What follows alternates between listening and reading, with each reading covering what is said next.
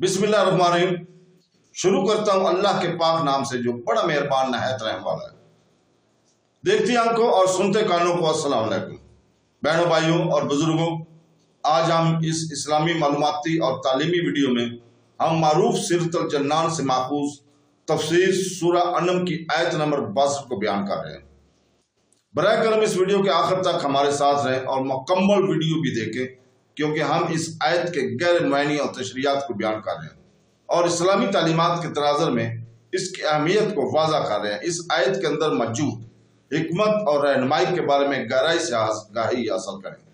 اس آیت کی تلاوت ہم پہلے اردو اور انگریزی ترجمہ کے ساتھ آج صبح پاکستانی وقت کے مطابق 6 بجے کر چکے ہیں، لہذا برائے مہربانی اس ویڈیو کو اپنے رشتہ داروں کو اور جاننے والوں تک بھی شیئر کریں تاکہ وہ بھی اس سے مستفید ہو جائیں۔ قرآن پاک اس رب العالمین کا بے مثال کلام ہے جو واحد معبود، واحد خالق اور پوری کائنات کا حقیقی رب ہے۔ اللہ تعالیٰ نے یہ کلام حضور پاک صلی اللہ علیہ وسلم پر نازل فرمایا۔ بابرکت وحی کا آغاز رمضان کے مقدس مہینے میں ہوا۔ سیدنا جبرائیل علیہ السلام کو حضور پاک صلی اللہ علیہ وسلم پر وحی لانے کی سعادت حاصل ہوئی۔ کچھ بابرکت آیات آپ پر براہ راست عطا کی گئیں۔ حالات اور واقعات کے لحاظ سے سب سے فصیح زبان عربی زبان میں تقریباً 23 سال کے عرصے میں وحی الہی کا نزول ہوا۔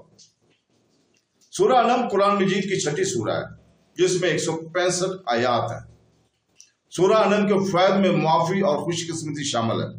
سورہ انعام کا نام اس کی 15 آیت سے لیا گیا ہے جو 136 سے شروع ہو کر 150 پر ختم ہوتی ہے۔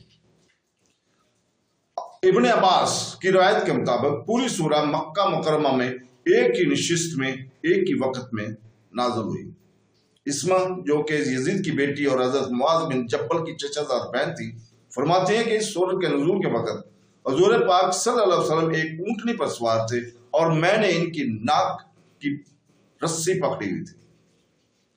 نزول کے وقت 70,000 کے قریب فرشتے اس سورت کے ساتھ اللہ کی تسبیح کرتے ہوئے آئے تھے۔ یہ تو سورہ انعام کے وظائف کا آغاز ہے۔ جو کوئی بھی اس سورت کو پڑھتا ہے وہ 70,000 فرشتے اس کے لیے دعا کرنا شروع کر دیتے ہیں تاکہ اس کی تمام پریشانیاں دور ہوں۔ اللہ تعالیٰ نے سورہ انعام کی آیت نمبر 62 میں فرمایا، جس کا ترجمہ ہے، پھر انہیں اللہ کی طرف لوٹایا جائے گا جو ان کا مالک حقیقی ہے۔ سن لو، اسی کا حکم ہے، وہ سب سے جلد حساب کرنے والا ہے۔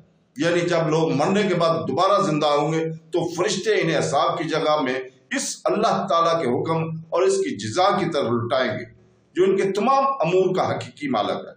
اے لوگوں سن لو، قیامت کے دن بندوں کے درمیان اسی کا فیصلہ نافذ ہے، کسی اور کا کوئی فیصلہ کسی بھی طرح نافذ نہیں ہو سکتا، اور وہ انتہائی قلیل مدت میں تمام مخلوق کا حساب کرنے والا ہے۔ علامہ اسماعیل حقی رحمۃ اللہ علیہ فرماتے ہیں کہ جب مرنے کے بعد دوبارہ زندہ کیا جانا اور اعمال کا حساب ہونا ہے اور اللہ تعالیٰ نے تمام مخلوق سے اس کے اعمال کا حساب لینا ہے تو عقل مند انسان پر لازم ہے کہ وہ حساب کے معاملے میں جرا ہونے سے پہلے ہی اپنے نفس کا محاسبہ کرنے کی، کیونکہ انسان راہ آخرت میں تاجر ہے۔ اس کی عمر اس کی مال و متاع ہے۔ اس کا نفع اپنی زندگی کو عبادات اور نیک اعمال میں صرف کرنا ہے اور اس کا نقصان گناہوں اور معاصی میں زندگی بسر کرنا ہے۔ اس کا نفس اس تجارت میں اس کا شریک ہے۔ جو نفس اگرچہ نیکی اور برائی دونوں کام کرنے کی صلاحیت رکھتا ہے، لیکن یہ نیکی کے مقابلے گناہوں اور نفسیاتی خواہشات کی طرف زیادہ مائل اور متوجہ ہوتا ہے، اس لیے اس کا محاسبہ کرنا انتہائی ضروری ہے۔ امام محمد غزالی رحمۃ اللہ فرماتے ہیں، انسان کو چاہیے کہ رات سوتے وقت ایک گھڑی مقرر کر کے تاکہ وہ اپنے نفس سے اس دن کا سارا حساب کتاب لے سکے۔ جس طرح کاروبار میں شریک شخص سے حساب کرتے وقت انتہائی احتیاط اور مبالغہ سے کام لیا جاتا ہے، اسی طرح اپنے نفس کے ساتھ حساب کرتے ہوئے بہت سی احتیاط کرنی چاہیے، کیونکہ نفس بڑا مکار اور حلیمہ ساز ہے۔ وہ اپنی خواہش کو انسان کے سامنے اطاعت کی شکل میں پیش کرتا ہے تاکہ انسان اسے بھی نفع شمار کرے، حالانکہ وہ نقصان ہوتا ہے، اور انسان کو چاہیے کہ وہ اپنے نفس سے مباد تک کا حساب لے کہ یہ تو نے کیا کیا، یہ تو نے کیا کیا، اور اگر اس میں کوئی عیب دیکھے تو اپنے نفس کو اس کا ذمہ دار ٹھہرائے۔ لیکن افسوس کہ فی زبانہ انسان کسی طرح فارغ ہے کہ وہ اپنے نفس سے حساب نہیں لیتا۔ اگر انسان بے گناہ ہے अपने घर में एक पत्थर भी रखता चाहते तो थोड़े दिनों में इसका घर पत्थरों से भर जाएगा। अगर क्रामन कताबीन इस इंसान से लिखने की मजदूरी तलब करें तो इसके पास कुछ बाकी ना रहेगा। अगर इंसान कभी गफलत में चंद बार सुभान अल्लाह पढ़ता है तो तस्बीह हाथ में लेकर बैठ जाता है और कहता है मैंने ये 100 मरतबा पढ़ लिया, जबकि सारा दिन बेहुदा बकवासात करता फिरता है, इन्हें शुमार नहीं करता और ना ही इन्हें शुमार करने के लिए कोई ऐसी चीज हाथ में लेता है ताकि इसे मालूम हो जाए कि मैंने सारे दिन में कितने गुनाह किए हैं।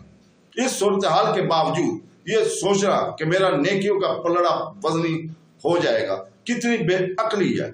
इसलिए हजरत उमर फारूक रज़ियल्लाहु ताला ने फरमाया, इससे पहले कि तुम्हारे अमाल तोले जाए तुम अपने अमाल का खुद जायजा ले लो और अपना मुहासबा करने में आप रज़ियल्लाहु ताला की कैफियत ये थी कि जब वो अपनी नमाजें पढ़ते थे तो उसके ऊपर जरूर सोचते थे।